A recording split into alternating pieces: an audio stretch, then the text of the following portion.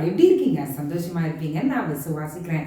இன்றைக்கு கர்த்தர் கொடுக்கிற வார்த்தை யாக்கோபு 4ஆம் அதிகாரத்தின் 10ஆம் வசனம். கர்த்தருக்கு முன்பாக தாழ்மைப்படுங்கள், அப்பொழுது அவர் உங்களை உயர்த்துவார். நம்முடைய வாழ்க்கையில உயர்வுகளை பார்க்கணும்னா கர்த்தருக்கு முன்பாக நம்ம தாழ்த்தணும். நான்ற வார்த்தையே வரக்கூடாது. நான் அல்ல, நீங்கப்பான்னு சொல்லும் போது காரியங்கள் மாறும். என்னுடைய வாழ்க்கையில நான் இப்பொழுது ஒரு காரியத்தை சொல்லணும்னு ஆவியானவர் என்னை முந்துகிறபடினால் இதை நான் சொல்லுகிறேன். என்னுடைய காலேஜை நான் முடிச்சிட்டேன். இப்போ எம்எஸ்சி முடிச்சுட்டேன், எனக்கு வேலையே கிடைக்கல. அப்போது எங்கே போனாலும் எனக்கு ஒரு மனதில் ஒரு பெருமை இருக்கும். நான் தான் கிளாஸில் ஃபஸ்ட் ரேங்க் ஹோல்டர், அதாவது கோல்டு மெடலிஸ்ட், நான் தான் ஃபஸ்ட் ரேங்க் ஹோல்டர், எனக்கு கிடைக்காத வேலையா அப்படின்ற ஒரு பெருமை எனக்கு இருந்தது. ஆனால் எங்கே போனாலும் எனக்கு வேலை கிடைக்கவே இல்லை. அப்போது ஒரு நாள் இந்த மனதை உடைத்து நான் ஆண்டவரிடத்தில் அழும்போது கர்த்தர் இடத்தில் சொன்னார், நீ படிப்பு அது நான் உனக்கு போட்ட பிச்சை. நீ நிற்கிறியே உன்னுடைய வாழ்க்கை, அது நான் உனக்கு கொடுத்த பிச்சை.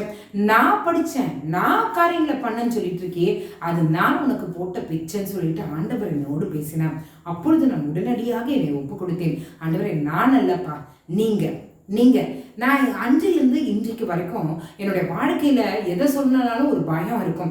ஆண்டவருடைய கிருபையினால நான் என்னால் படிக்க முடிந்தது, ஆண்டவருடைய கிருபையினால என்னால் நிற்க முடிந்தது, ஆண்டவருடைய கிருபையினால இங்கே வேலை செய்ய முடிந்தது அப்படின்னு சொல்லிட்டு எல்லாமே அவரால் தான் என்னுடைய வாழ்க்கையில் நடந்தது என்று அவரை உயர்த்த தொடங்கும் போது, என்னை தாழ்த்தி அவரை உயர்த்த தொடங்கும் போது கர்த்தர் என்னுடைய வாழ்க்கையில் அநேக உயர்வுகளை கட்டளையிட்டார். இதை பார்த்து கொண்டிருக்கவங்களே, உங்களிடத்திலே ஆண்டவர் அதை தான் சொல்லுகிறார், நம்மை தாழ்த்துவோம், அப்பொழுதுதான் கர்த்தர் உயர்த்தப்படுவார். நம்முடைய வாழ்க்கையில உயர்வுகளை பார்க்க முடியும். கர்த்தருக்கு முன்பாக நம்மை தாழ்த்துவோமா?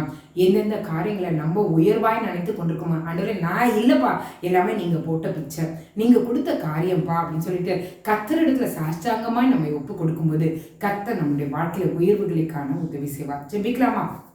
என்னை நேசிக்கிற நல்ல பரமபிதாவே, அப்பா, எத்தனோ பேர் கிளாஸ் ஆக்கியத்தை நீர் என்னை தந்திரே, உமக்கு நன்றி. இந்த இரவுல சொல்றீங்க, கர்த்தருக்கு முன்பாக தாழ்மைப்படுங்கள், அப்பொழுது அவர் உங்களை உயர்த்துவார் என்று வசனம் சொல்கிறது. எங்களை நாங்கள் தாழ்த்த கிருபை செய்யுங்க. நாங்கள் ஒன்றும் இல்லை, நாங்கள் ஜீரோ, நீங்கள் தான் ஹீரோப்பா.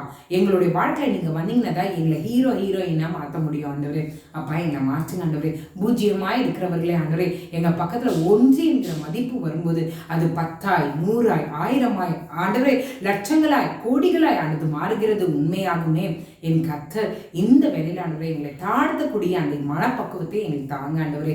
பெருமை எங்களுக்கு வேண்டாப்பா. எங்களை தாழ்த்தி நீர் வைத்திருக்கிற உயர்வுகளை பெற்றுக்கொள்ள பாத்திரமானங்களாக நீர் எங்களை மாற்ற வேண்டுமாய் ஜெபிக்கிறோம்.